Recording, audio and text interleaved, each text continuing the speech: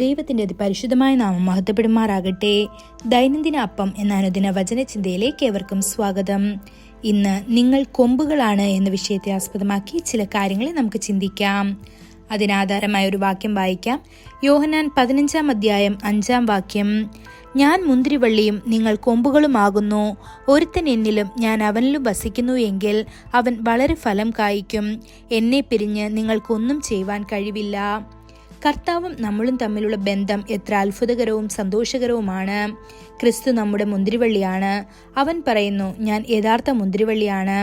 അവനിൽ വസിക്കുന്നത് പോലെ അവൻ്റെ എല്ലാ മഹത്തായ പദവികളും നമുക്ക് ആസ്വദിക്കാൻ കഴിയുന്ന തരത്തിൽ നാം അവനിൽ ഐക്യപ്പെട്ട കൊമ്പുകളാണ്. മുന്തിരിവള്ളിയുടെ സ്വഭാവ സവിശേഷതകളും സ്വാഭാവികമായും മുന്തിരിവള്ളിയിലേക്ക് ഒഴുകുന്നു. നാം മുന്തിരിവള്ളിയിലെ കൊമ്പുകളാണെങ്കിൽ ക്രിസ്തുവിൽ വസിക്കുകയും അവനിൽ ആശ്രയിക്കുകയും ചെയ്യുന്നുവെങ്കിൽ നമ്മുടെ ജീവിതത്തിൽ ഒന്നിനെക്കുറിച്ചും നാം വിഷമിക്കേണ്ടതില്ല. കാരണം മുന്തിരിവള്ളി അതിൻ്റെ കൊമ്പുകൾക്ക് പോഷണം നൽകുന്നില്ലേ? നമുക്ക് ആവശ്യമുള്ളതെല്ലാം നൽകുന്നത് ദൈവമല്ലേ?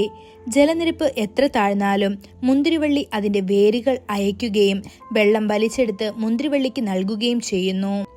നമ്മുടെ കർത്താവ് എല്ലാത്തിനും ഉപരിയാണ്. ആകാശവും ഭൂമിയും അവൻ്റേതാണ്. ഭൂമിയും അതിലെ സമ്പൂർണതയും കർത്താവിൻ്റേതാണ്. വെള്ളിയും സ്വർണവും അവൻ്റേതാണ്. എല്ലാ വന്യമൃഗങ്ങളും പക്ഷികളും അവൻ്റേതാണ്. അവൻ നമ്മെ സ്നേഹത്തോടെ നോക്കി, ഞാൻ ചെടിയാണ്, നീ മുന്തിരിവള്ളിയാണ് എന്ന് പറയുന്നവനാണ്. അതിനാൽ നമുക്ക് നമ്മുടെ എല്ലാ ഭാരങ്ങളും കർത്താവിൽ ഇട്ടുകൊണ്ട് അവൻ്റെ മടിയിൽ ചാരി അവനിൽ ആശ്രയിക്കാം. ബൈബിൾ പറയുന്നു, നിങ്ങളുടെ എല്ലാ ഭാരവും അവൻ്റെ മേലിട്ടുകൊള്ളുക, അവൻ നിങ്ങളെ ചുമക്കും എന്ന്. ഇതൊന്ന് പത്രോസ് 5 അധ്യായം 7 വാക്യത്തിൽ പറയപ്പെടുന്നു. പലരും വെറുതെ വിഷമിക്കുന്നു. ഇതിലൂടെ അവർ പറയുന്നത്, അതെ, കർത്താവ് മുന്തിരിവള്ളിയാണ്, ഞാൻ വെറും കൊമ്പാണെങ്കിലും എനിക്ക് നിറവേറ്റാൻ ചില ഉത്തരവാദിത്തങ്ങളും പ്രതിബദ്ധതകളും ഉണ്ട് എന്നാണ്.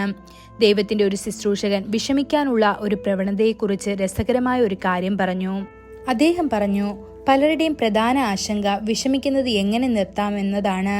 അവർക്ക് വിഷമിക്കാൻ ഒന്നുമില്ലാത്തപ്പോൾ അവർ വിഷമിക്കുന്നു.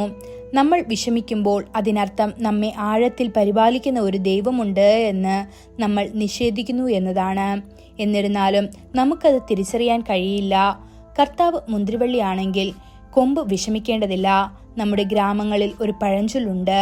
അതിങ്ങനെയാണ്, ഒരു സാഹചര്യത്തെക്കുറിച്ചും വിഷമിക്കേണ്ട, മരം നട്ടവൻ അത് നനയ്ക്കും. നമ്മുടെ എല്ലാ ആവശ്യങ്ങളും ദൈവത്തിൽ ആശ്രയിക്കാൻ പ്രകൃതി പോലും നമ്മെ പഠിപ്പിക്കുന്നു. ദൈവമക്കളെ, എപ്പോഴും കർത്താവിൽ ആശ്രയിക്കുവിൻ. മുന്തിരിവള്ളിയായ കർത്താവ് തന്നിൽ വസിക്കുന്ന ഒരു കൊമ്പ് എന്ന നിലയിൽ നിങ്ങൾക്ക് എന്താണ് വേണ്ടതെന്ന് വ്യക്തമായി അറിയുന്നു.